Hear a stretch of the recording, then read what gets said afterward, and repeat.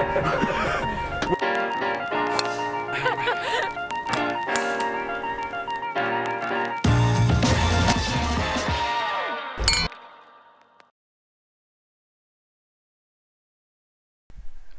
guys, welcome to another week. It's absolutely beautiful weather here in the UK, so if you live in the UK, I hope you're getting out in this gorgeous weather and making the most of it, just in case winter's around the corner.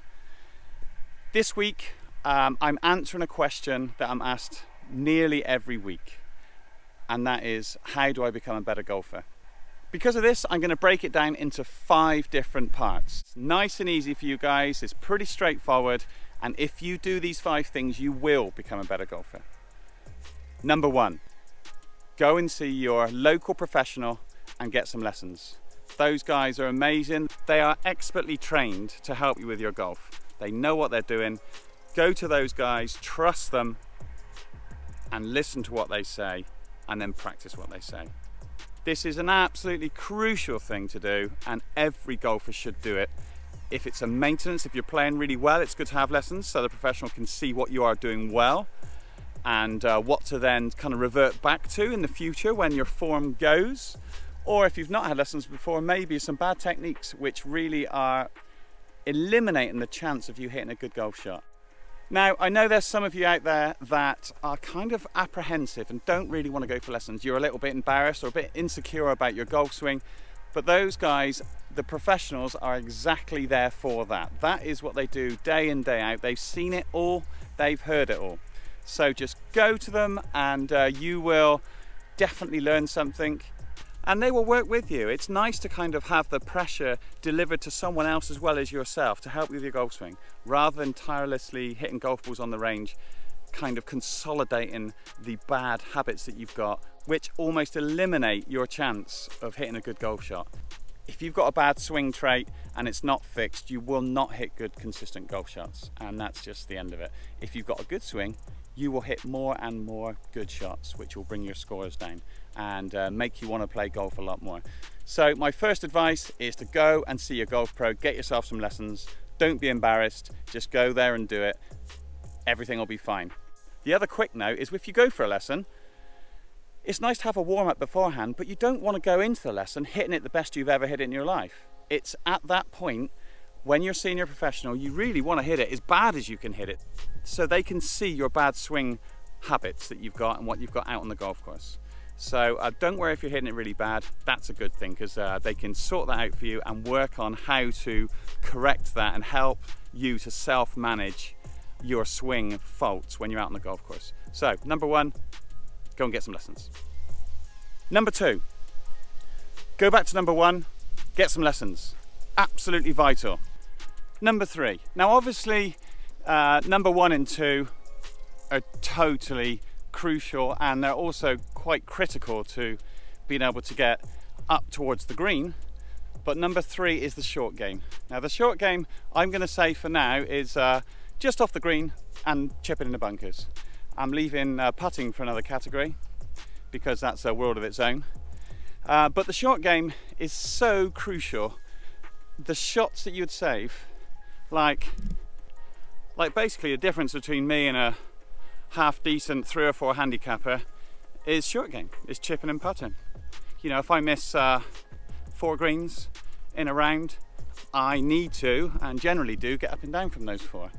Now if you're off 15, you're probably, your up and down rate is going to be nowhere near as good as that, but also the disasters that you cause from the bad chip shots, you just blow loads of shots around the green.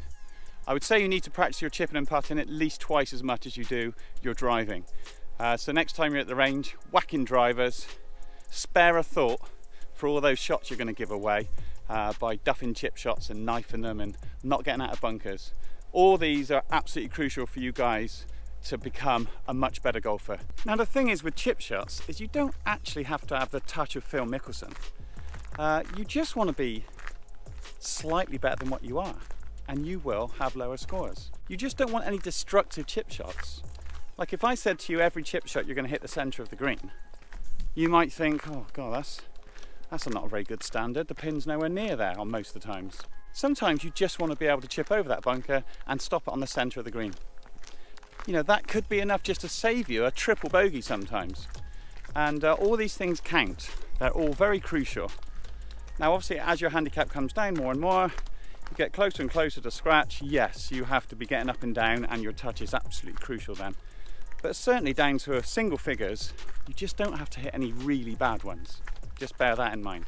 So number 3 is those chip shots. Number 4 is putting. And I think people overlook putting because we all kind of look okay at it. You know, when you go to the driving range, you want to kind of not be, you know, the shortest one off the tee, and you want to be able to have the posy swing, but we all kind of look pretty much the same when we putt, aren't we? But looking the same and holing putts is very, very different. And you'll know that the amount of times you've been out there and you've 3-putted, or you've had a good day putting, it makes a massive difference to the round, and a huge difference to your overall handicap and your yearly play. If you can just 3-putt a few times less in your round over a year, you will be staggered at what difference that makes to your handicap. And it's kind of the quickest fix out of all these is to be a better putter. So number 4 is all about playing more. Now I appreciate it's all about time and how much time we all have, but if you're working on your game and you're trying to improve, you want to put yourself under those conditions that you want to improve. So if you want your handicap to be lower, you need to improve under handicap competition conditions. If you just enjoy playing with your buddies, then obviously try and play socially a bit more, because then you can put all those good things that you've learned into action under the conditions that you want to improve at. And they are very different conditions, because playing with your mates is a very different scenario to playing with a scorecard in your hand out on a golf course in a competition where you're taking kind of calculated risks and playing safe and trying to keep a score going, rather than probably with your buddies where you're just trying to bomb it in there and you know, hit some fancy shots and maybe playing skins or something, or match play. So it's crucial to play as much as you can to put everything into practice. So just to recap, we've got number 1 and number 2. Both those things, you've got to go and see your pro. It's absolutely crucial to improve your general technique. This is utmost importance to enjoying hitting golf shots, because like I said earlier, there could be some swing habits in there which actually stops you completely in your tracks from hitting a good golf shot, and that I've often seen that over the years. Number 3 is we're going to try and pay a lot more attention to our short game and just try and improve our chip shots as much as possible. I've got loads of chip shot videos. I'll put that somewhere above now, and go and see some of the tips that I've done on you know, lob shots and chip shots and bunker shots, etc. Then number 4, putting. Now I'll link above here. We've got my putting coach. If you go to his channel, he's got loads of really good tips and drills to help you guys with your putting. And number 5, just play and enjoy it. So if there was a number 6, is just enjoy the process. Enjoy the process of learning and hopefully getting better. And if you're not getting better because you're changing your swing and you're getting a little bit worse, but in the long run you're going to get better, then enjoy the challenge. Enjoy going out there and try and enjoy being an all-round better golfer. Thanks again for watching. Look forward to seeing you on Friday this week, where I've got a long bunker shot tip for you guys to help you out with those sneaky kind of 180-yard long fairway bunker shots. As always guys, thanks very much for watching. If you enjoyed the content, please subscribe and give me a thumbs up. The channel's a great size at the moment because every person that puts a comment I can get back to, and if you've got any queries or any questions, some tips or help, I can comment down below. So leave me a little comment and I'll get back to you as soon as I possibly can, and I'll see you guys next week. Cheers.